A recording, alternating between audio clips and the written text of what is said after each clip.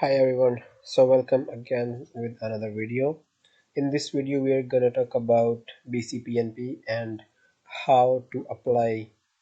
I've searched about the content regarding BCPNP. It's kind of confusing, so I'll try to make it as simple as I can.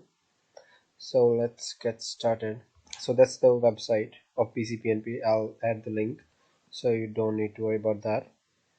So the first thing that you would want to do is register. I already have an account, but I'll show you guys what it looks like. So the information you're going to need is here. You will fill out your email address. You can choose whatever user ID you want. I chose the same one I'm using for IRCC, so it's easier for me to keep a track of stuff. Then that's the password. The same, you need to choose a password with characters and whatever, blah blah blah. Then you'll need security question, same as IRCC. Then you'll need to, the only thing that you need to keep in mind that when you're filling out your information, just don't make any mistakes because it will be hard to change it at the end. So just fill out this very carefully.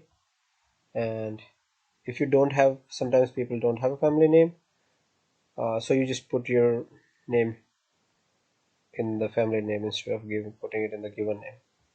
So yeah, and then your date of birth, country of birth, city, gender. City of birth, you can put whatever you want, but I would suggest put the same city of birth which is in your passport so that it's easier.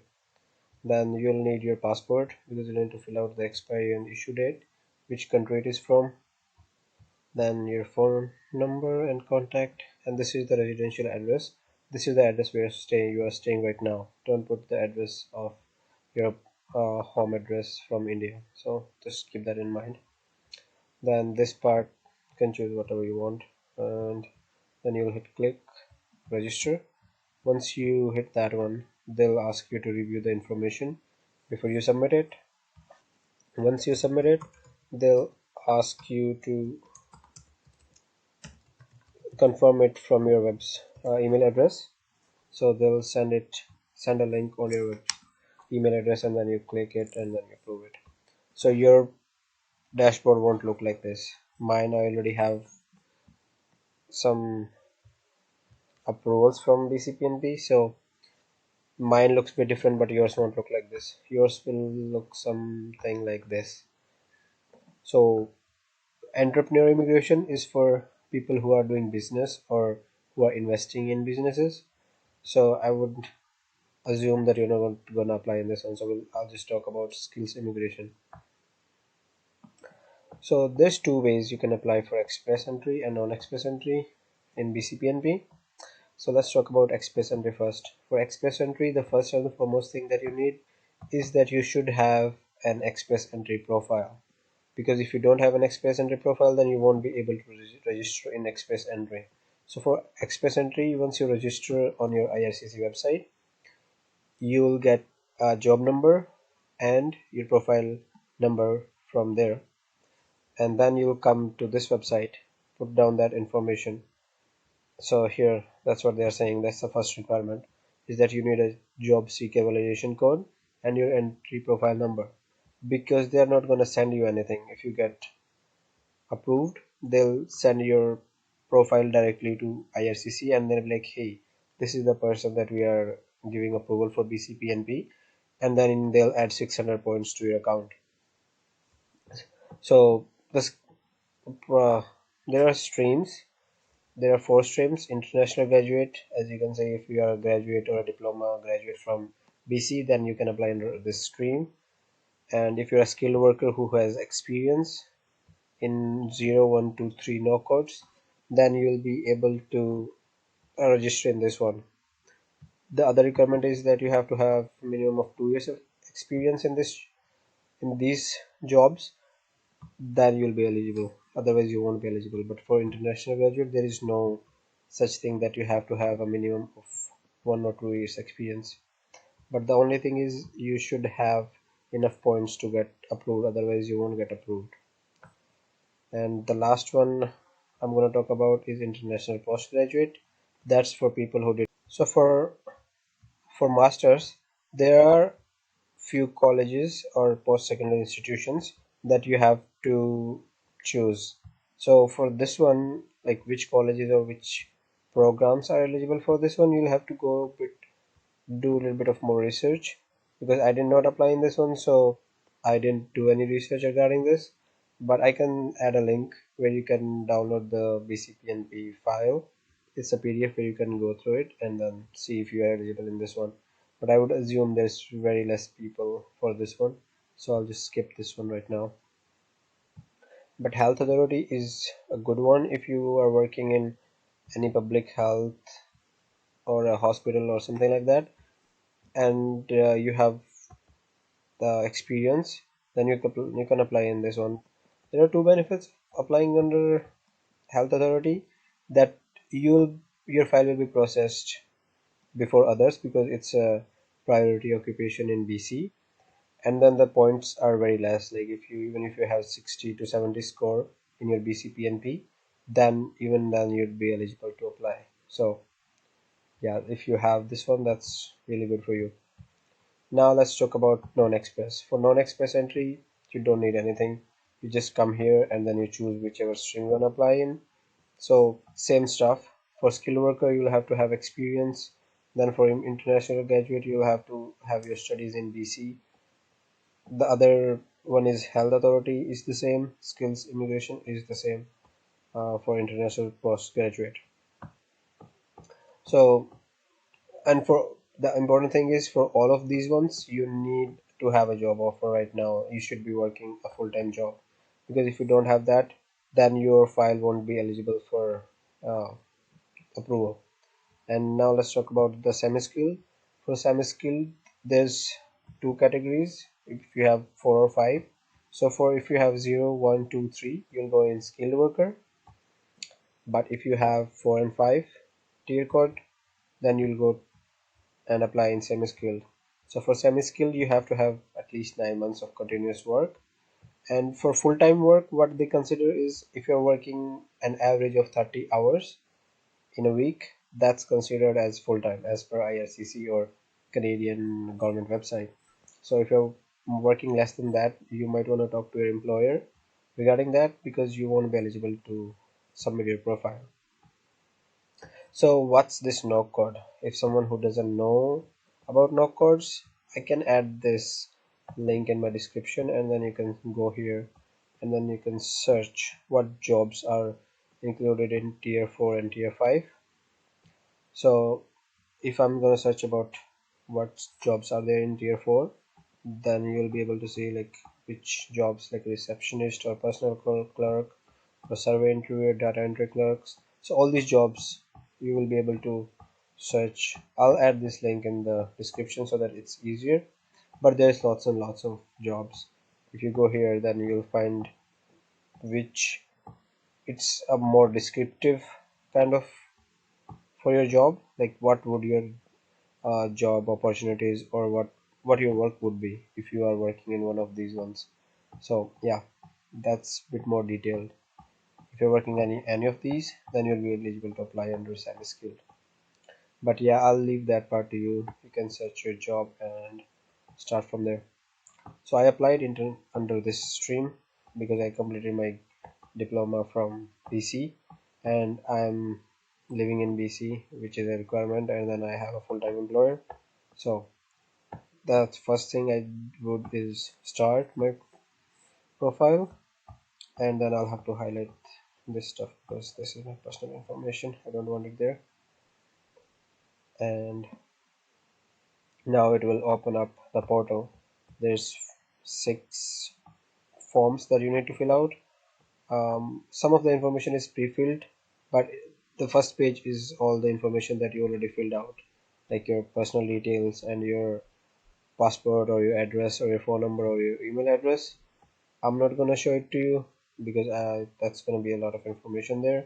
So let's just move directly to our So let's move to the next part, which is education. Before we move to that one, I just want to tell you that there is on the registrant stage at the bottom, there is an option if you already have a profile.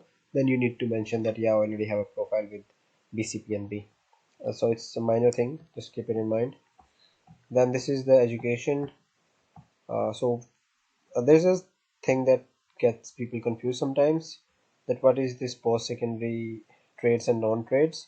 So if you're gonna go to the, I'll add the link for the PDF for BCPNB, and then if you go there, you can see which courses or which colleges provide trades and non-trades course.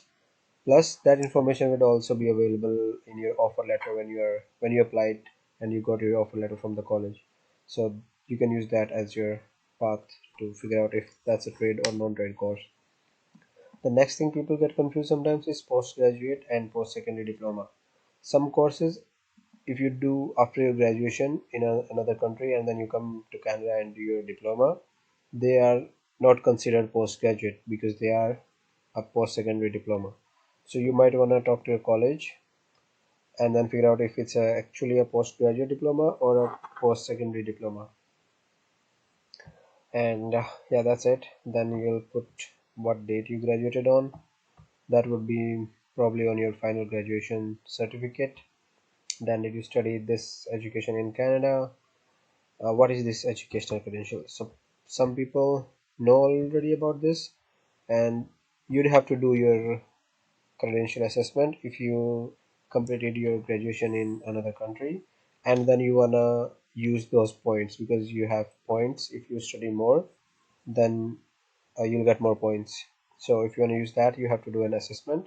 It's just basically they will evaluate your studies in India and then assess them with the studies they do it in Canada, and then see if you are eligible for the same studies that you did in India or any other country, and if it's the same as they do it here. So sometimes what happens is, let's say I did a course in my country for 4 years, and then I do my evaluation, and then it depends. Sometimes they say that it's for 3 years, and sometimes they will approve it for 4 years. So you'll get your points according to that. So, and another thing to keep it in mind is that when you do your evaluation, just do it for immigration purposes, because they're going to send a copy to IRCC and they'll send a copy to you. And then when you submit your profile, you'll give them that number for your credentials so they can look up and see that certificate. So, eligible professional designation. Uh, this is, I don't think anyone would be eligible for it, because for this one you have to have registered with a professional organization for at least 2 years. So I would skip that. I'll just say it no. But if you are a registered professional, then you would know how, if you have to say yes or no. But if you don't know anything about this, just say no. And then next is work experience. You'll have to tell them which category you are working. So if let's say you just started a job, then you don't have to give them all the experience because you already work only working from a few months and it's been only with one company. So that's here, and you'll fill out. And let's say if you work more than one job, then you'll go another, add it here. And yeah, pretty much basic stuff. You don't need to add all of your experience because they are asking how much experience you have with your direct with that knock code you're applying in. So they are not asking about your other experiences, like if you worked in a food store or a grocery store. But if you are still working in that field and then you are applying for PR, then you might show that. But if you're working in a different field, then you don't want to show that here because they are asking for directly related work experience. Next one is job offer. This is the information of the company, your name, and then your address, city, postal code, phone number. I would contact HR and ask them for their phone number and uh, fill out their phone number in case BCPNP wants to call them. Next is your knock code, your hours, how many hours you're working, what's your average uh, hourly wage, and then what's your annual salary. So I would count my salary as hours, which would be 40 hours, and then so once you fill out all the information of your wage, your job offer letter and everything, So what does this mean? This is also a very good question here. So you do you meet the requirements for either regional experience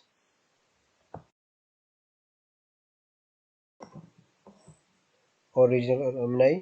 If yes, select the option that best fits your situation. If no, please select do not apply. So regional alumni, what is that? So let's say if I studied in Prince George, which is in BC, and then I'm still living in Prince George, then it means that you are eligible for regional alumni. So that's what it means. So I am still working in the same city as I graduated in, or my college is in. So I'll select this option. You get more points if you guys select this option. So you have to be careful, don't miss out on this one. Next part is language. So it's just basic stuff. Did you complete a English test? Then yes. If you did self-pep or IELTS, then they'll ask you what date, what score you got, what's your registration number, what's your PIN. So you might wanna have your self-pep certificate handy when you're doing that. Then the next or the last part is your submit, and that's pretty much it. You just go through all of your stuff that you filled out, make sure it's good. uh, Try not to do anything, because once you submit this profile you won't be able to edit it. You can create a new profile again in case you make mistake, but you won't be able to uh, edit it, that's for sure. So yeah, that's pretty much it. Once you hit submit, it will give you your score. Let me see if I can show you my score for the first time I applied is this one, let's say. So here, if I go, let's say my registration here, once you submit your profile, that's how it would give you the details of your score. Or maybe I chose the wrong option, sorry, my bad. So let's go to this one, and if you choose, oh yeah, you don't need to open, my bad. So here, that's how your score would look like. So the regional alumni option is here. See, you are gonna miss 10 points if you don't select that option. So if you are eligible for this, you should choose that option. And yeah, I'll try to add the links of BCPNP and this no code stuff in the description, so you can go through it and see everything. So let's talk about the draws. uh, BC usually does a draw every 2 weeks, but sometimes they do even every week, depends. So let's see what was their latest draw. They did latest draw on 18th of July. I'm making this video on 23rd of July.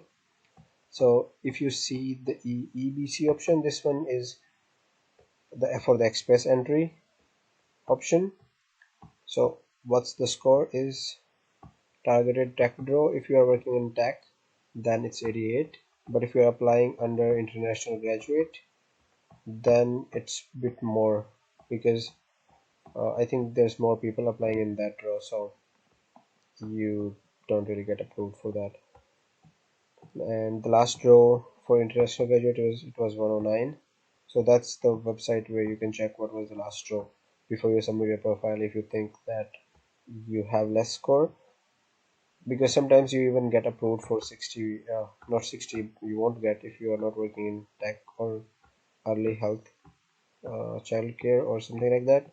But just make your profile and submit it, because you never know if you get approved or not. So yeah, that's all for today's video. If you're having hard time, please comment. I'll maybe reply if I go through them, and maybe I will be able to help you. So that's all for today. Thank you.